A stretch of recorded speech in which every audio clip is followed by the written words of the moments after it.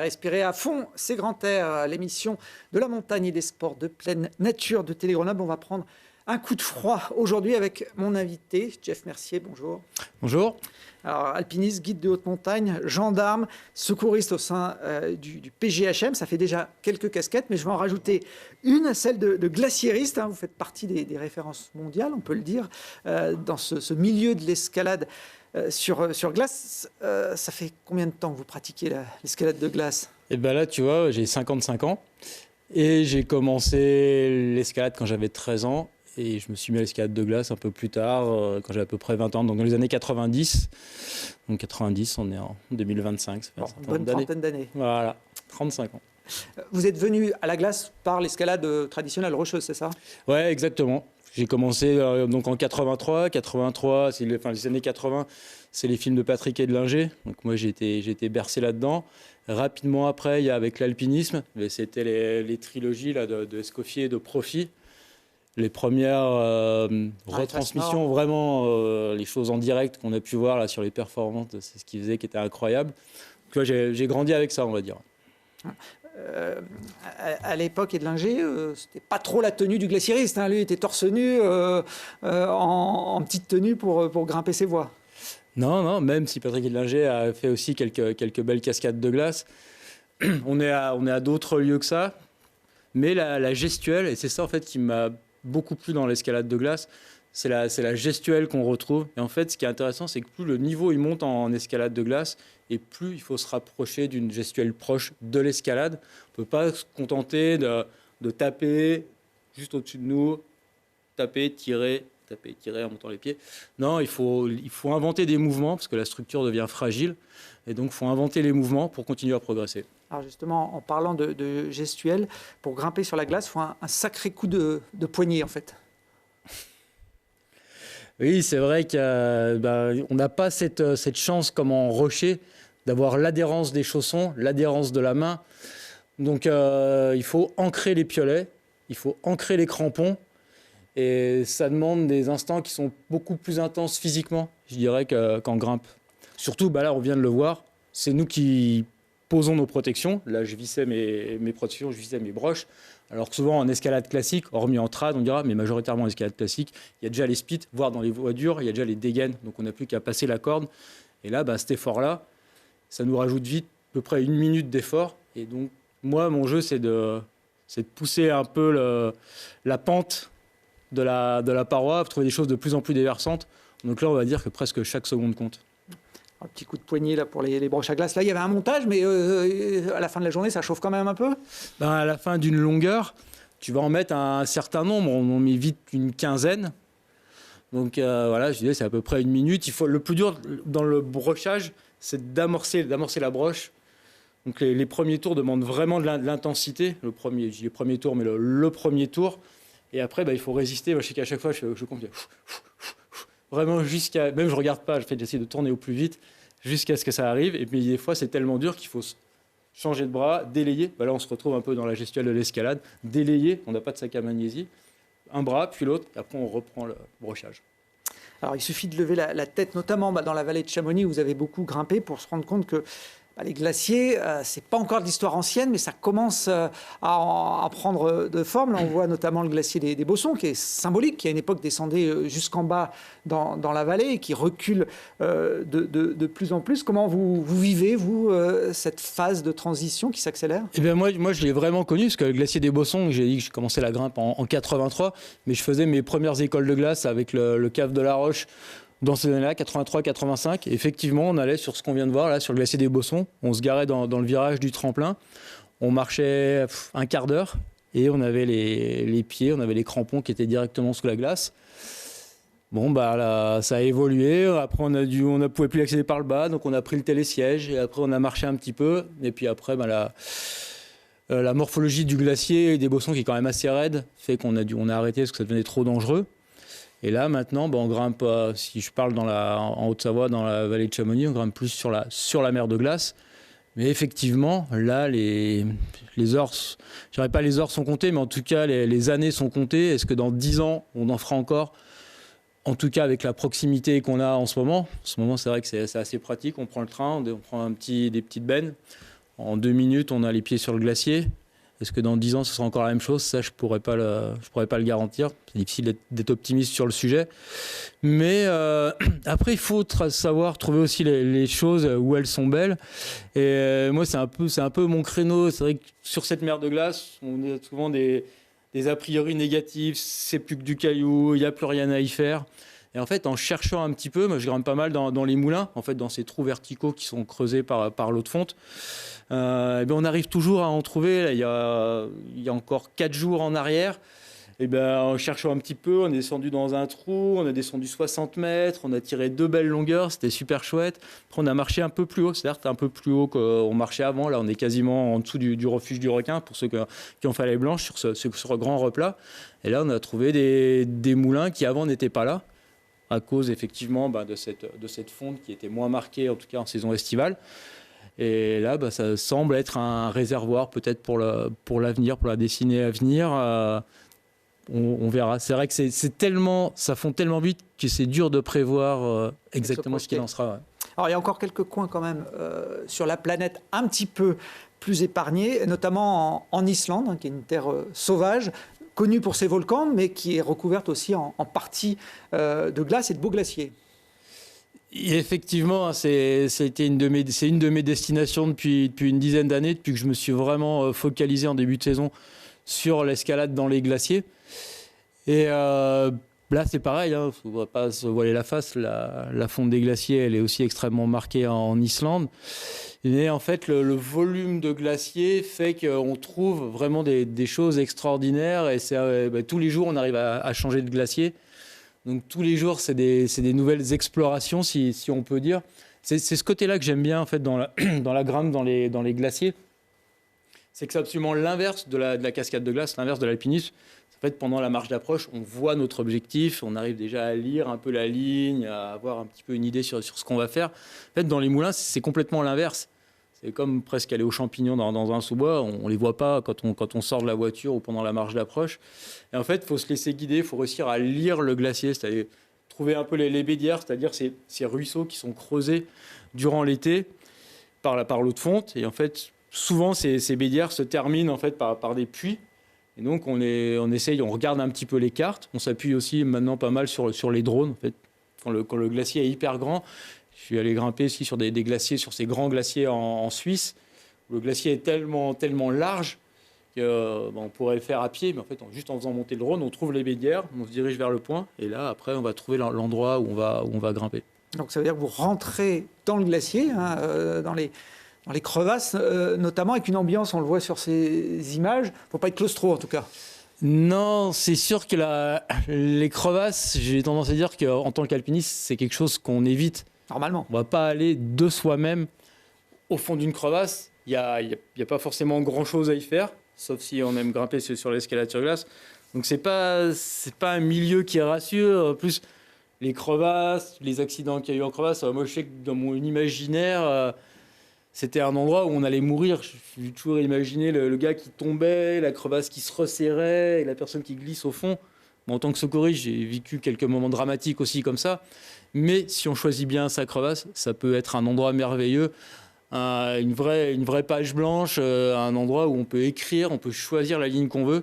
Et c'est ça en fait que j'aime beaucoup dans ces moulins ou dans ces crevasses. C'est la liberté qu'on a sur l'itinéraire. En fait, souvent, la glace, elle est de très bonne qualité. Ce n'est pas la glace qu'on a, par exemple, l'hiver, qui est faite par ruissellement. C'est des stalactites qui s'agglomèrent les uns aux autres. Donc, on va avoir de l'air un peu qui va se faire. Donc, autant d'air, autant de fragilité. Là, dans les glaciers, c'est de la glace vraiment béton. Il y a très peu d'air à l'intérieur. Donc, les broches que l'on met, et moi, ça m'arrive assez souvent, on peut tomber dessus. Elles tiennent. Donc, on a le droit de tomber. On peut s'autoriser à grimper en glace de glacier. Ce que, en tout cas, moi encore, je m'interdis, en tout cas, en cascade de glace. Donc, et c'est comme tous ces sports où on peut aller jusqu'à la limite, même passer la limite. C'est à ce moment-là qu'on se met à progresser. Quand on en garde 20% sous le pied, on peut pas se pousser aussi loin qu'on voudrait.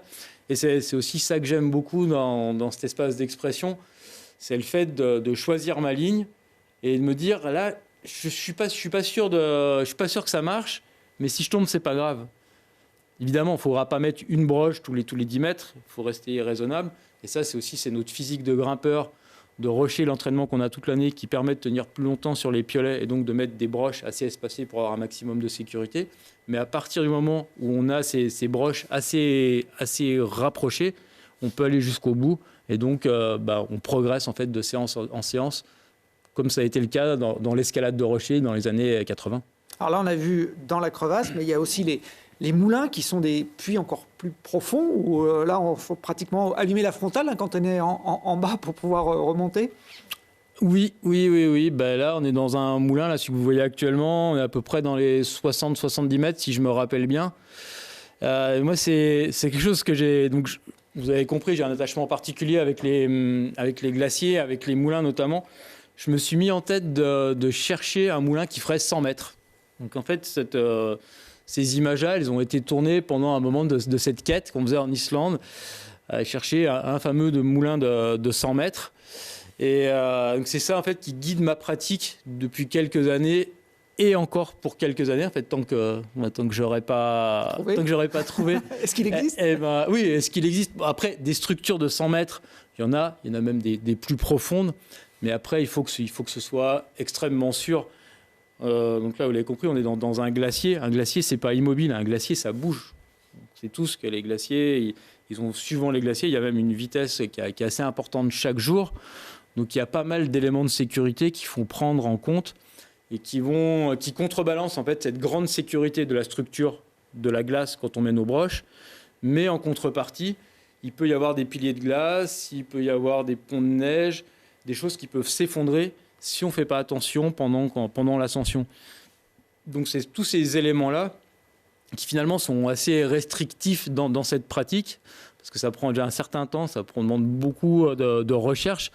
Là, on était en Islande, on a passé quasiment 2 semaines, on a sorti peut-être 5 ou 6 moulins, mais ça veut dire qu'on en a enlevé au moins une bonne dizaine, parce qu'ils étaient trop dangereux, soit trop dangereux pour l'ensemble de la cordée, car il y a des piliers entiers qui pouvaient tomber, ou aussi parce que il y a l'assureur. Donc ça, souvent à l'image, on voit que le grimpeur, le leader, mais il ne faut pas oublier qu'il y a quelqu'un au bout de la corde qui vient assurer la sécurité du leader.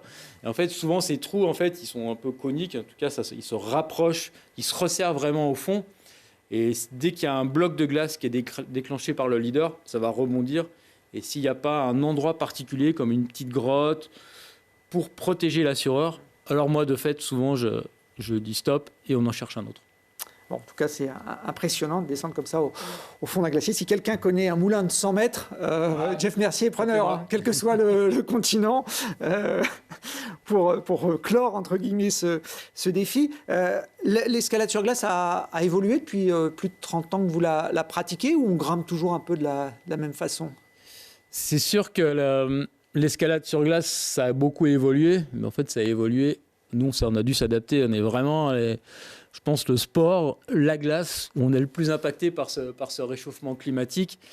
Là, notamment, tout le monde est conscient des yo-yo de température qu'on a durant un hiver. C'est fini ces hivers où de la mi-décembre jusqu'à la mi-février, la température restait stable. Et donc, les cascades avaient le temps de se former doucement. Elles gonflaient durant la saison et donnaient des structures assez sûres. Maintenant, on va passer de périodes froides à très froides, mais sur quelques jours. On ne parle même pas d'une semaine. Quand c'est 4-5 jours, c'est assez bien. Et derrière, on sait qu'on va avoir du plus chaud. Donc les structures sont hyper mal menées. Et donc c'est vrai qu'on a développé ce qu'on appelle le dry tooling, c'est-à-dire grimper avec les engins de glace, les piolets et les crampons, sur le rocher, pour en fait nous permettre de passer de ces glaces, de ces cascades qui ne sont pas complètement finies d'être figées, de les grimper partiellement en glace, et quand la glace s'interrompt, pour aller chercher un autre stalactite, grimper dans le rocher. On dirait qu'on pourrait très bien grimper à main nue, mais bon, il faut se rappeler qu'on pratique ce sport l'hiver, donc avec des températures qui, même si elles sont plus extrêmement froides, on est toujours dans des à peu près -5, voire -10, souvent pas mal d'humidité, avec de l'eau qui commence à couler. Donc c'est pas du tout jouable de grimper à main nue. Donc c'est pour ça qu'on a dû développer cette technique, cette gestuelle du dry tooling, donc qui est consiste à réussir à placer ces piolets, les lames de ces piolets, les lames de ces crampons aussi, sur les petites prises, les petites anfractuosités qu'on pourrait se servir en rocher avec les mains, encore que des fois elles sont vraiment tellement petites que je doute qu'on pourrait tenir avec les mains. Et donc c'est un autre jeu qui est né parce que c'est une pratique qui demande vraiment beaucoup de finesse. Certaines fois on a l'impression que les gens, quand ils grimpent dans le rocher avec des piolets, ils se contentent de tirer d'un seul coup et que tout va bien. Non, quand on est sur des petits replats, l'adhérence entre le métal et le rocher, c'est quasiment nul. Donc on peut dire que ça a un petit peu pimenté le jeu en rajoutant ces sections de l'escalade mixte pour le rocher et pour la glace. Donc on va dire que on l'a fait évoluer un peu dans ce sens-là. Maintenant, il ne faut pas se leurrer, le niveau qui a été atteint dans les 90, dans le début des 90, avec les explorations qu'on connaît en France, par exemple dans le fer à cheval, où là on a eu les premiers grades 7, on n'est jamais passé au-dessus. On ne passe pas au-dessus du grade 7, tout simplement que si on va plus loin, la cascade elle va s'effondrer. On ne pourra pas poser de broches qui retiendront la chute. Et rapidement, la cascade risque de s'effondrer sur elle-même. Ça deviendrait extrêmement dangereux. Donc le niveau extrême, le niveau maximum, pardon, il n'a pas bougé depuis ces années 90 avec le 7, exceptionnellement quelques 7+, mais très très rares. Alors pour pimenter les choses, on peut s'attaquer à des toits. Alors c'est assez classique en escalade traditionnelle, avec des chaussons, mais avec des crampons et des piolets, c'est un peu plus compliqué et moins courant aussi. Voilà, donc je disais tout à l'heure, là, j'essaye dans ma pratique. En fait, comme je disais, j'ai fait beaucoup de dry tooling, donc grimper avec mes crampons et mes piolets dans des grottes de roches. En fait, dans le rocher, en fait, préalablement, en fait, on perce, on fore des trous avec une perceuse. Donc après, on n'a plus qu'à mettre les piolets dans les trous. La cotation, elle vient en fait de l'espacement qu'on est dans les trous, donc on peut avoir de grosses différences de niveau. Et donc moi, j'ai voulu profiter de cette expérience-là du dry tooling pour le réinjecter dans ce genre de profil, dans les grottes. Mais j'ai voulu revenir un peu à l'escalade d'origine, c'est-à-dire sans percer de trous. Au début de ma pratique, j'ai fait ce genre de profil extrêmement raide où je perçais des trous avec une perceuse dans la glace et je passais de trou en trou. Je fais encore régulièrement, c'est un bon entraînement. Mais là, comme dans celle-là en particulier, désormais, en fait, dans mes gros challenges, je perce pas. C'est-à-dire là, on me voit en train de forer, juste d'ancrer mes piolets, juste pendus par la force musculaire, et aussi de mettre mes points. C'est-à-dire que je ne mets pas les broches avant de grimper. Je lis la ligne en partant du bas, comme on le fait en escalade, ce qu'on appelle l'escalade à vue. Quand on découvre l'itinéraire, on va chercher les points. On va chercher on va chercher les meilleures prises. Ben là, c'est un peu la même chose. Là, il faut avoir l'œil un petit peu aguerri. En fait, quand on rentre dans la glace, dans la grotte, on a l'impression qu'on pourrait grimper, que ce soit pareil partout, à droite, à gauche, au milieu. Mais en fait, il y a différentes facettes, il y a différentes formes. Et c'est ça qui rend le jeu intéressant, c'est de trouver la ligne de plus grande faiblesse. Et après, essayer par rapport à cette ligne de monter au plus haut sans tomber. Donc là, on se retrouve vraiment dans le même jeu que l'escalade, c'est-à-dire le à vue. C'est-à-dire on sait que le niveau va être très élevé, il faudra résister, on va essayer de ne pas tomber. Mais aussi, on a ce jeu qui est vraiment fair play, c'est-à-dire on arrive juste avec notre tenue. On est au pied de la voie avec les crampons, les piolets, les broches, les dégaines. Et il va falloir, avec ses capacités du moment, réussir à surmonter l'obstacle. Sans gants en plus. C'est sans une gants, raison particulière parce que sans gants, ça c'est un peu la signature de Jeff Mercier. voilà. J'ai de la chance. Tout le monde ne grimpe pas sans gants en escalade de glace. J'ai de la chance, je suis peut-être pas très frileux des mains, mais en fait la raison principale, c'est que j'ai l'impression que j'ai beaucoup plus de grip en fait, directement à main nue sur mes piolets que si j'ai des gants qui risquent de créer une surface qui risquent de me faire glisser en plus. D'accord, c'est une question technique. Bon, puis si la main gèle sur le piolet, effectivement, le grip, il est là. Voilà.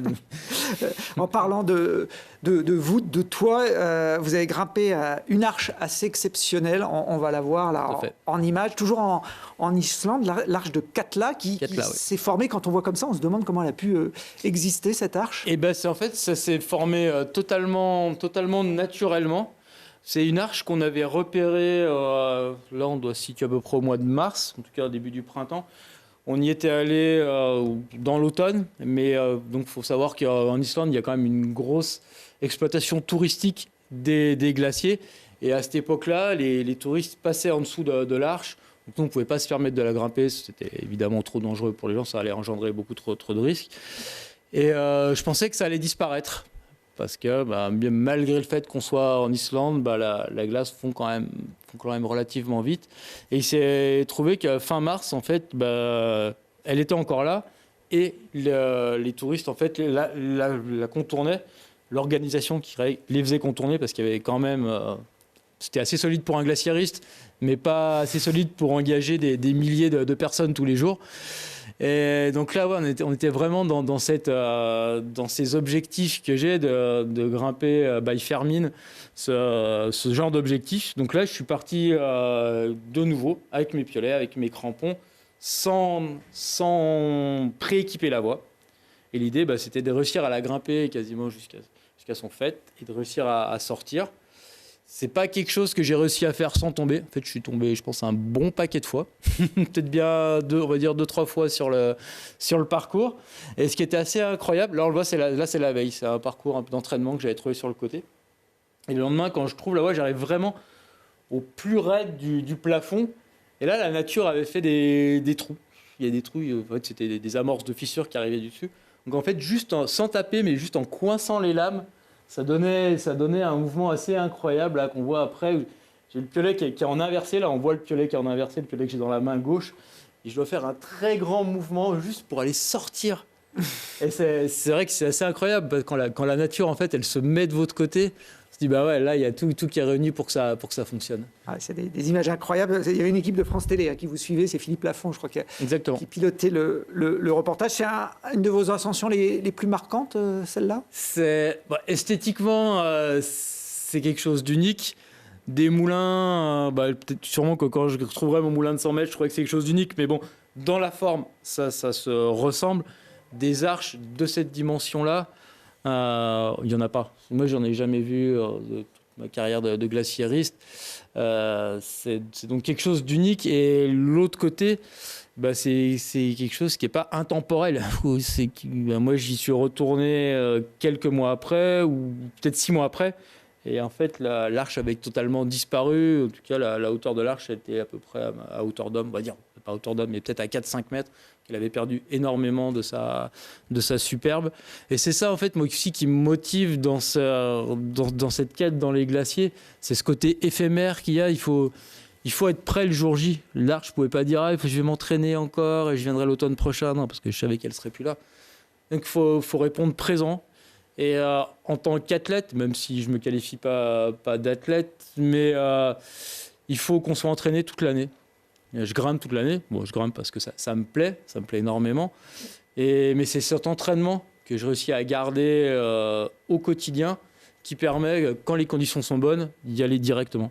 En alpinisme, on a longtemps couru, on court toujours après les premières. Finalement, en escalade sur glace, on peut faire des dernières. C'était le cas avec cette arche de Katla. Voilà, oui, on peut faire des dernières. Il faut s'arrêter juste avant la dernière. Il ne faut pas partir au dernier moment. Pour finir, justement, un mot sur vos autres activités. Je les ai grainées tout à l'heure au début de l'émission. Et celle de gendarme. Comment vous conciliez ce métier et puis cette activité aussi professionnelle de grimpeur sur glace ? Donc, je suis gendarme secouriste, je travaille en PGHM, je fais ce boulot-là depuis 27 ans maintenant. J'ai évolué dans différentes unités, de Chamonix à la Corse, Briançon, maintenant je suis à Annecy. Pour moi, c'est important de faire un métier en lien avec la montagne. Je suis vraiment attaché, je ne suis pas né à Chamonix, je suis né à Salanches, au pied du Mont Blanc, et je suis toujours été attaché à la montagne, et faire quelque chose dans ce milieu montagnard, c'est vraiment quelque chose qui me tenait à cœur. Et faire aussi un métier où on rend service aux gens. On est là pour les aider, les gens. On va pas, ils ont un problème, nous on est là pour apporter la solution. On doit les ramener dans le meilleur état possible, le plus rapidement possible. C'est un métier qui demande beaucoup d'adaptation. Donc il y a aussi cette proximité avec l'escalade. On ne peut pas discuter pendant des heures. Par contre, on a un gros passif d'entraînement, que ce soit en escalade ou en secours. On s'entraîne au quotidien, que ce soit en secourisme ou en technique de secours. Et quand ça ressort, ça doit ressortir rapidement. Mais il faut qu'on adapte la situation. Il n'y a pas deux secours qui se ressemblent. La technique change à chaque fois. La montagne change à chaque fois. Et je pense que c'est ça que j'aime vraiment, c'est faire un métier où on aide les gens, mais un métier où les choses changent tous les jours, il faut s'adapter au terrain. C'est un métier qui est difficile psychologiquement aussi, puisque vous êtes confronté à des situations dramatiques quand on est comme ça dans le secours en montagne. Comment vous le vivez avec les années de pratique, ça marque ou on arrive à se détacher? C'est pas facile. Tu vas rien m'en parler, c'est pas quelque chose de simple. Il y a encore 4 jours en arrière, on a fait un accident dramatique de la route qui a impacté 2 jeunes de 17 et 15 ans qui sont décédés. J'ai des collègues qui sont décédés en secours ou qui sont décédés en montagne. Donc on a tout ça au fond de nous. On a une famille. Moi, j'ai trois enfants. Je suis marié, j'ai 3 enfants. Donc, quand je pars porter secours aux gens, il ne faut pas que moi-même je me mette en difficulté. Mais je suis là aussi pour aller un petit peu plus loin, justement, pour les ramener. Et c'est ce constant déséquilibre qu'on essaye de maintenir, qui fait que ça rend ce boulot intéressant. Après, c'est vrai que quand on est en montagne, on y pense. Tiens, à tel endroit, j'ai fait tel secours. Tiens, à tel endroit, il y a eu tel accident. Mais aussi, ça nous sert de leçon. On arrive toujours il y a toujours une raison. Même s'il ne faut pas croire que ça arrive, les accidents n'arrivent qu'aux inconscients, ça, ce serait totalement faux. Il y a malheureusement beaucoup de grimpeurs expérimentés pour qui ce n'était pas leur heure, simplement. Et donc on essaye d'avoir ça en tête, on essaye de penser à tous les risques possibles. Moi, c'est un petit peu la veille de partir faire une course en montagne. J'essaye d'avoir un peu de voir par rapport à l'itinéraire que je vais suivre, ce que j'en connais, les risques que je vais rencontrer, d'avoir un peu ce listing dans la tête et le lendemain de les dérouler. Après, il y a toujours l'imprévu. Mais c'est sûr que ça nous charge un peu, c'est une bonne charge mentale supplémentaire. Mais après, il y a des accidents dramatiques, mais il y a aussi tous ces bons moments, tous ces massages cardiaques où les gens sont revenus à la vie, tous ces gens qui étaient en grave difficulté, qu'on a pu sortir de sous une avalanche ou d'une paroi où c'était mal engagé. Et finalement, c'est ça le plus important. On fait ça pour sauver les vivants. Pour sauver des vies. Merci Jeff Mercier. Pour en voir plus sur votre passion, l'escalade sur glace, je renvoie à votre film éphéméral qui a été diffusé aux Rencontres Ciné-Montagne cette année, qui sera aussi diffusé sur Télé Grenoble dans le cadre des prolongations au cours de la saison. Je vous invite à consulter le programme sur notre site internet. Est-ce que vous avez le temps de lire avec tout ça ? Oui, parce que je prends un petit peu l'avion, du coup j'ai le temps. Ah bah oui, c'est vrai que pour aller en Islande, il y a quelques heures d'avion notamment. Alors pour finir, quelques bouquins, Glénat réédite certains de ses ouvrages en version poche. Le roman de Gaspard Delamège qui raconte la conquête de ce sommet mythique de Loisan. Première de Cordée, la biographie de Martine Roland, première femme guide de haute montagne il y a plus de 40 ans. L'intégrale des chroniques du docteur Vertical, c'était le surnom d'Emmanuel Cauchy, une figure du secours en montagne, médecin urgentiste qui s'est inspiré de son expérience pour écrire ces histoires. Et puis Secours en immersion, François Nicard, c'est un de vos collègues du PGHM qui, il y a quelques années, a raconté les coulisses des sauvetages de l'intérieur avec les drames et les bonnes nouvelles. Vous avez jamais eu envie, vous, d'écrire vos mémoires, Jeff ? C'est possible que ce genre de projet dans le futur. Bon, à suivre alors. On parlait du réchauffement climatique à l'instant. En 50 ans, les Alpes ont perdu 1 mois d'enneigement et d'ici 2050, les Pyrénées, l'enneigement va chuter d'au moins 60%, alors que la montagne fait face à un avenir toujours moins blanc. La revue Dessinée et le média Reporter se sont associés pour produire cette BD 180 pages qui s'appelle Le mal des montagnes et qui enquête sur la fuite en avant du modèle des stations de ski et d'économie qui a du mal à trouver une voie de sortie. Jamais d'expert en Himalaya dans votre carrière Si, dans ma jeune carrière. Je suis allé en Himalaya ouvrir une voie dans un 6000. Bon, alors, si je vous parle de ça, c'est que le bouquin suivant parle d'Himalaya. Certains sont prêts à y laisser leur vie. C'est le cas d'Ying Fun, un homme d'affaires chinois qui se retrouve coincé par la tempête au sommet de l'Everest et qui se questionne sur son existence.